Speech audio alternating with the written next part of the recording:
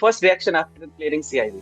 पहला रिएक्शन क्या ये था आपका जब आपने सीआईबी? सर पेपर तो इतना डिफिकल्ट हो गया है और इजी क्वेश्चन मतलब है ही नहीं। मतलब मेरे हस्बैंड मेरे को कुछ नहीं करने देते थे, सारा दिन बोलते थे तुम पढ़ाई करो, मैं घर का सारा काम वो देखते थे। तो हम लोग को लगता है ये हम लोग को बहुत अच्छे से आता है, लेकिन जब टेस्ट रहते तो लगता है कि नहीं ये भूल जा रहे हैं। तो समझ में आता है कि कौन सा प्लस पॉइंट है कौन सा माइनस पॉइंट है, फिर उस पर काम करते थे। Hello everyone, my self Ajay, your GIB सेवी मेंटोर। जैसे कि आप मुझे जानते ही हो, आज मैं एक बार फिर से आप सभी के लिए एक बहुत ही इंपॉर्टेंट गेस्ट लेके आया हूँ। और ये गेस्ट कौन है और इन्होंने क्या अचीव किया है, सब कुछ मैं आपको बताऊंगा। First of all, a very good evening to all of you guys. देखिए जी, कहते हैं जीआईबी सेवी का एग्जामिनेशन इंडिया का डिफिकल्ट एग्जामिनेशन है। And being an female banker सबसे ज्यादा चैलेंजिंग रहता है कि घर भी मैनेज करना है, ऑफिस भी मैनेज करना है और स्टडी भी मैनेज करना है। इतनी सारी चैलेंजेस के साथ सीआईबी जैसे एग्जाम को क्रैक करना, जिसका पासिंग परसेंटेज ही 10 से 12% है, तो अपने आप में एक बहुत बड़ी अचीवमेंट है। तो आज हमारे साथ एक ऐसे ही फीमेल बैंकर हैं जिन्होंने अपने अपने घर को भी मैनेज किया, ऑफिस को भी मैनेज किया और उसके बाद सीआईबी जैसे एग्जामिनेशन को यहाँ पे क्वालिफाई किया। तो आज जानेंगे इनकी यहाँ पे क्या स्ट्रेटजी है। First of all, a very warm welcome Rajni ma'am. एक बार आप अपने बारे में सभी ऑडियंस को इंट्रोड्यूस कर दीजिए, फिर आपके स्ट्रेटजी या बाकी सभी बहुत सारे क्वेश्चंस है उसके तरफ चलेंगे। Thank you sir. मैं रजनी छाजर वेस्ट बंगाल ग्रामीण बैंक से हूँ। मैंने 2020 में ज्वाइन किया था और बस उसके बाद फिर मैंने जेआईपी दिया। तो मैंने पहले तो नहीं दिया, पहले मेरे पापा जैसे बोल रहे थे कि एग्ज़ाम दे दो, पर एक होता है ना कि जब मन से आता है, दिल जी से आता है तब होता है। तो फिर जब लगा एक बार कि नहीं अब देते हैं, तो 2024 में जेआईबी क्लियर किया और फिर 2025 के दिसंबर में सीआईबी। ये भी क्वालिफाई कर लिया आप। हाँ। तो सबसे पहला क्वेश्चन यही आता है मैम, क्योंकि सीआईबी का हम पासिंग परसेंटेज ही देखते हैं तो बहुत ही डेंजरस है, यानी 10 से 15% बैंकर ही क्वालिफाई कर पाते हैं। तो आपको ये डिफिकल्ट लगा जर्नी, और ये लगा कि मतलब सच में चैलेंजिंग है बीइंग एन फीमेल बैंकर, क्योंकि बहुत सारी प्रॉब्लम्स होती हैं एक फीमेल बैंकर के लिए, घर भी मैनेज करना, ऑफिस मैनेज करना, फिर स्टडी, समय नहीं बचता है। तो चैलेंजिंग था ये जर्नी आपके लिए? सर बहुत चैलेंजिंग था, मतलब फीमेल लेडीज़ लोग के लिए एक्चुअली बहुत चैलेंजिंग होता है, क्योंकि हम लोग को घर भी देखना पड़ता है। मैं घर से बाहर रहती हूँ क्योंकि ऑफिस इतना दूर पड़ता है, तो वहीं पे हम्म। रहती हूँ। फिर खाना, घर का सब काम करके, खाना करके, ऑफिस करके, फिर पढ़ाई करना बहुत मुश्किल है सर। पर फिर भी मैंने समहाउ मैनेज कर लिया। और ऑलिव बोर्ड है तो उसके हेल्प से बहुत यस। मैनेज हो गया सर। यस, तो मैम एक एग्जांपल है आप सभी के लिए कि इतनी सारी प्रॉब्लम्स के बाद भी हम चीजें कर सकते हैं, बट एक कंसिस्टेंसी चाहिए हमें, और वो कंसिस्टेंसी के थ्रू हर एक चीज पॉसिबल हो पाएगा। मैम हम चलते हैं अपने सब्जेक्ट वाइज स्ट्रेटजी की तरफ। जैसे कि आपने एबीएम दिया, बीएफएम दिया, ये आपका फर्स्ट अटेम्प्ट था या सेकेंड अटेम्प्ट था? नहीं, फर्स्ट फर्स्ट फर्स्ट अटेम्प्ट था अटेम्प्ट सर। था, ठीक हाँ। है। तो हाँ, एक बार ना हम सब्जेक्ट वाइज भी जानते हैं, क्योंकि मैम एबीएम सब्जेक्ट देखते हैं तो उसमें स्टैट्स बहुत डराता है, इसमें स्टैटिस्टिक्स है, हाँ। मैंने भी पढ़ा है। तो बैंकर जनरली कंप्लेन करते हैं तो समझ में नहीं आता ये क्या रिग्रेशन एनालिसिस कोरिलेशन करते रहते हो आप, ये कुछ समझ में नहीं आता। तो इस पेपर को आपने कैसे टारगेट किया, फिर सभी पेपर की तरफ हम चले। Yes ma'am. सर मेरा प्लस पॉइंट ये रहा कि मैं कॉमर्स बैकग्राउंड है मेरा, तो मेरे को स्टैट पहले ही मैं पढ़ ग्रेट। चुकी थी, तो वो मेरे को था कि हाँ ठीक है, मेरे को डर नहीं लगा स्टैट से कि हाँ ठीक है ये तो मेरा सब्जेक्ट है। हाँ बहुत साल हो चुका था, छूट गया था, पर एक मन में था कि एक बार प्रैक्टिस होगा तो हो जाएगा, तो उसमें मेरे को डर नहीं लगा। और एबीएम था, और एबीएफएम का जो था, तो एबीएफएम में जेआईबी में प्रद्युमन सर से पढ़ के आई थी, तो उनका पढ़ाना मेरे को इतना अच्छा लगता था, तो मेरे को लगा था ये जो भी पढ़ाएंगे मेरे से हो जाएगा। और फिर जैसे ग्रेट। बीएफएम था। बीएफएम। हाँ, इसमें भी मेरा कॉमर्स बैकग्राउंड रहा ना, तो कुछ टर्म्स मेरा पहले से सुना हुआ, एकदम अननोन नहीं था मेरे लिए। तो वो थोड़ा-सा कॉन्फिडेंस अंदर में था कि हाँ, हो जाएगा। लेकिन सीआईबी इतना डेप्थ में है कि उसको हर चीज़ को डेप्थ में पढ़ना रहता है। पर मेरे लिए एकदम अननोन था बीआरबीएल, कुछ मेरे को मतलब क्लू ही नहीं था कि क्या लॉ, हम लॉ कैसे पढ़ेंगे? पता नहीं कैसे एग्ज़ाम क्लियर करेंगे? पर आपसे पढ़ के क्योंकि सर लॉ वो पहले होता भी नहीं है मैम। आप कभी नहीं स्टार्टिंग में पढ़े, स्टार्टिंग में लॉ कभी रहता भी नहीं है कॉमर्स में। नहीं, कभी पढ़े ही नहीं लॉ। लॉ मतलब ये सेक्शन याद करना, ये करना, मतलब एकदम लगा कि ये तो नहीं हो पाएगा। पहले ऐसा लगा, पर आप जिस तरह से सर पढ़ाए तो हो गया। Great ma'am, great. आप, एक मेरा ये भी क्वेश्चन है, जैसे 5 इलेक्टिव पेपर है तो आपने उसमें से कौन सा सिलेक्ट किया और क्यों सिलेक्ट किया, ये भी क्वेश्चन है मेरा। मैंने तो एचआरएम सेलेक्ट किया था क्योंकि एचआरएम का कुछ-कुछ पोर्शंस हम लोग पहले भी पढ़ चुके हैं थोड़ा-थोड़ा। और जैसे बॉलीवुड के मेंटर्स लोग से थोड़ा-सा डिस्कशन करके लगा कि यही सिलेक्ट करना ज़्यादा सही है, ये थोड़ा-सा ईज़ी भी रहता है। जबकि मैं रूरल बैंकिंग से हूँ, रूरल बैंक मेरा है, पर रूरल बैंकिंग का वो एकदम अलग हो जाता है, उसमें बहुत मतलब कुछ हम्म। रहता है, डिफ़िकल्ट भी रहता है थोड़ा, तो मैंने फिर एचआरएम ही सिलेक्ट किया। सही है मैम, क्योंकि सीआईबी क्वालिफाई करना जरूरी है। बहुत सारे बैंकर्स मुझे पूछते हैं कि सर कौन सा सेलेक्ट करें, सेंट्रल बैंकिंग रिस्क मैनेजमेंट। तो देखिए, सीआईबी अगर फर्स्ट प्रायोरिटी है आपका, तो पहले एचआरएम में सेलेक्ट कीजिए, आपका हुँ, इजी आएगा। ईज़ी रहता है। नेक्स्ट मेरा क्वेश्चन मैम ये रहेगा स्पेसिफिकली कि न्यूमेरिकल्स और केस स्टडीज, ये दो ऐसे जो सेगमेंट है वो बहुत डराते हैं बैंकर्स को। हुँ। कैसे हैंडल किया आपने न्यूमेरिकल क्वेश्चन? क्या बहुत सारे प्रैक्टिस किए थे? केस स्टडीज, जो बड़े बड़े केस स्टडीज एग्जाम में आते हैं, उसको कैसे आपने हैंडल किया? क्योंकि ऑल टुगेदर चारों पेपर में केस स्टडीज है, हाँ। बीआरबल को छोड़ दे तो बाकी तीन पेपर में न्यूमेरिकल है, तो कैसे इसको आपने टैकल किया? सर न्यूमेरिकल में तो प्रैक्टिस लगेगा ही, थोड़ा तो लग देना ही पड़ेगा टाइम, उसमें और हम्म। कोई ऑप्शंस है नहीं, याद करने का कुछ वैसा हम्म। है नहीं, उसमें प्रैक्टिस जितना करोगे उतना हो जाएगा। बस कॉन्फिडेंस अंदर में कॉन्फिडेंस रखना पड़ेगा कि हाँ, हो जाएगा, मेरे से होगा, ये डरने से नहीं होगा। और जो केस स्टडीज़ हम लोग बोलते हैं ना, वो अगर बेसिक अगर कॉन्सेप्ट क्लियर हो जाता है, तब तो आराम से हो जाता है क्योंकि जितना हम्म। लगता है देखने में कितना बड़ा केस स्टडी से अगर आराम से ध्यान से पढ़ा जाए तो वो कुछ नहीं रहता अंदर में। क्योंकि अभी जब मैंने सीआईबी दिया था तो इतना यस। बड़ा-बड़ा केस स्टडीज़ लेकिन अच्छे से पढ़ो तो वो बहुत ईज़ी क्वेश्चन्स रहते हैं उसमें। बस बेसिक अगर कॉन्सेप्ट पता हो अच्छे से क्लियर हो जाएगा, उसमें कोई दिक्कत नहीं आता है। बहुत सारे बैंकर्स को ये मैम कंफ्यूजन भी रहती है कि ये किस तरीके से केस स्टडीज करें, डरते हैं, वो क्वेश्चन ही छोड़ देते हैं। हाँ, इतना बड़ा रहता है ना वो देख के ही सर डर लग जाता है कि कैसे करेंगे वो केस स्टडीज़ नाम से ही डर हम्म। लगता है। वैसा कुछ मतलब मैंने जब दिया एग्ज़ाम्स दिए, टेस्ट दिया तब लगा कि कुछ नहीं है।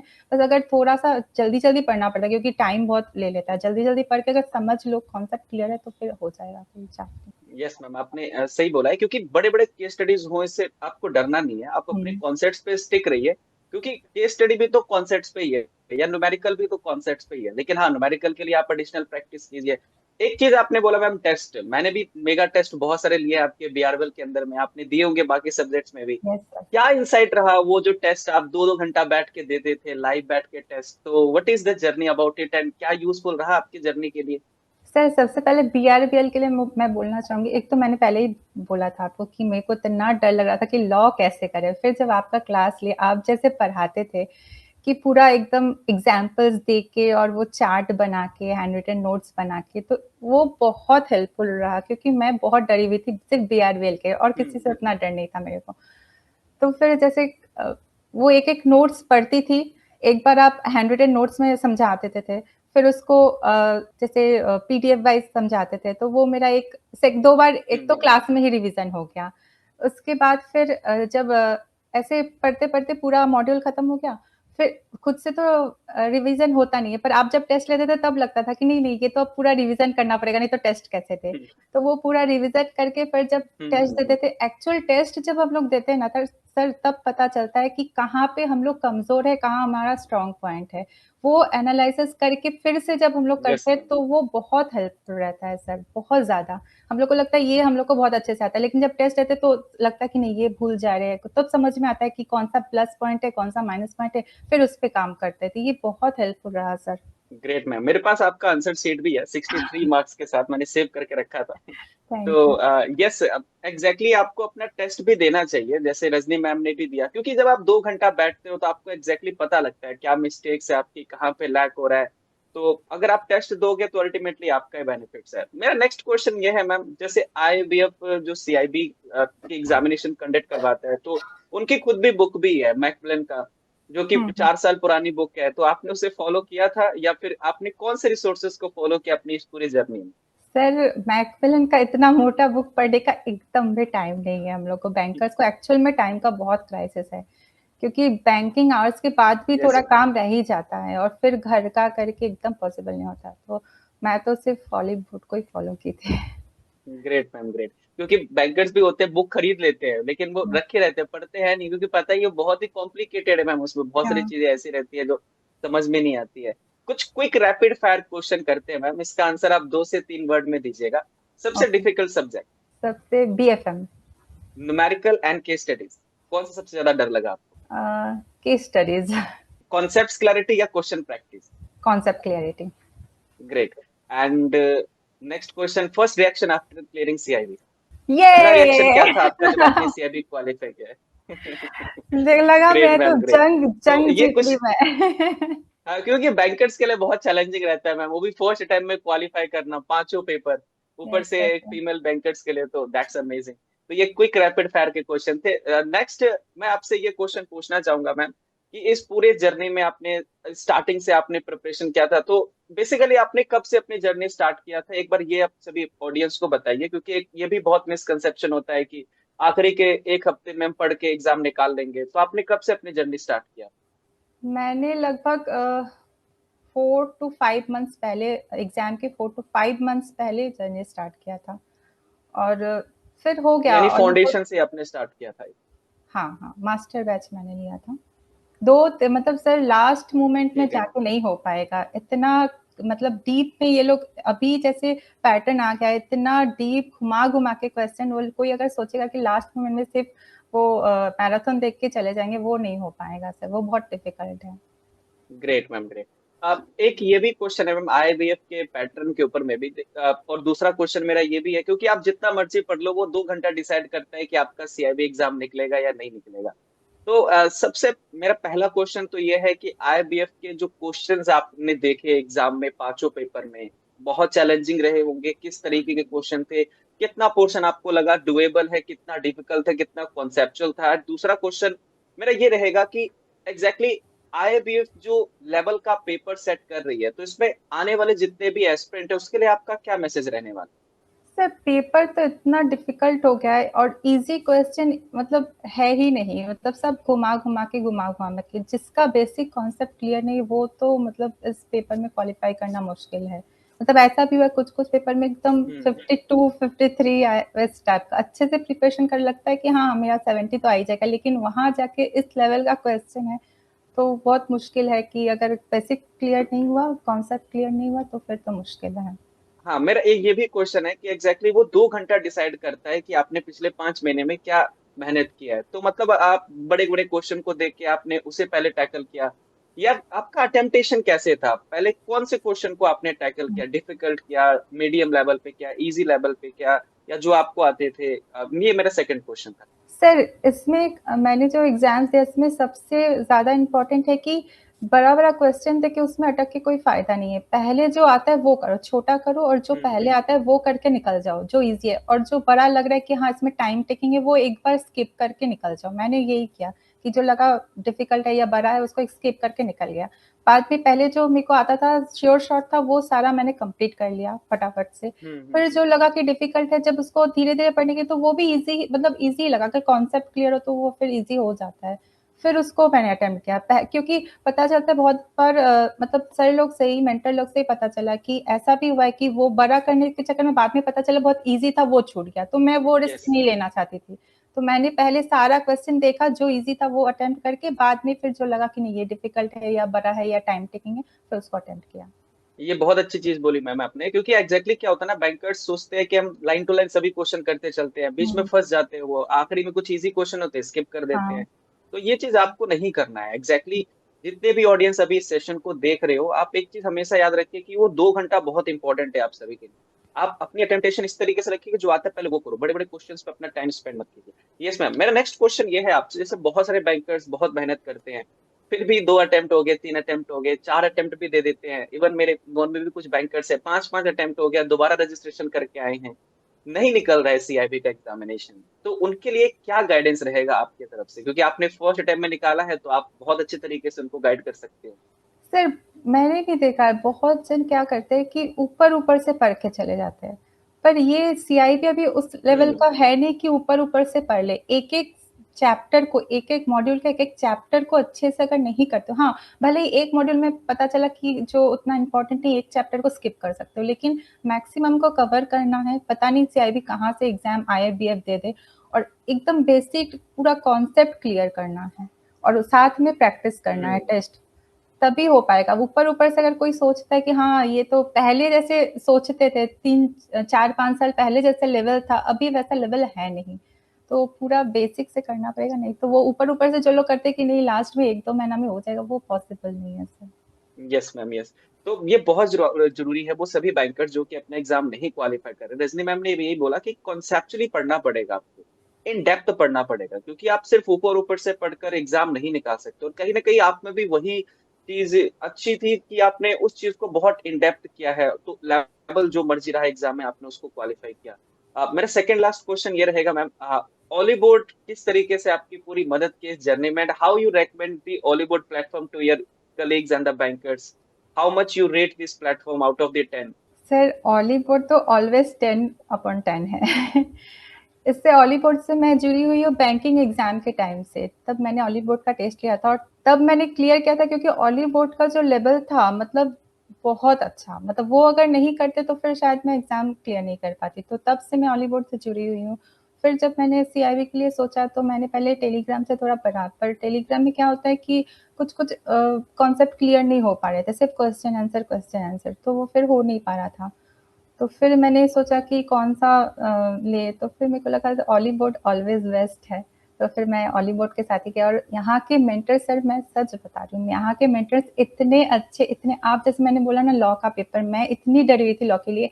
आप जैसे समझाते थे, आपका टेक्निक, वो बात एग्जाम हॉल में भी ना वो एग्जाम्पल सब याद आ रहे थे कि हाँ वो मुनमुन बैंक और ग्रेट ये मैम। सब याद आ रहा था। तो ये बहुत अच्छे से सर हुआ मेरा। सर मैं एक और बात बोलना चाहूंगी कि एक तो मेरे एग्जाम क्लियर करने के पीछे ऑलीपोर्ट तो है ही, सारे मेंटर्स है ही।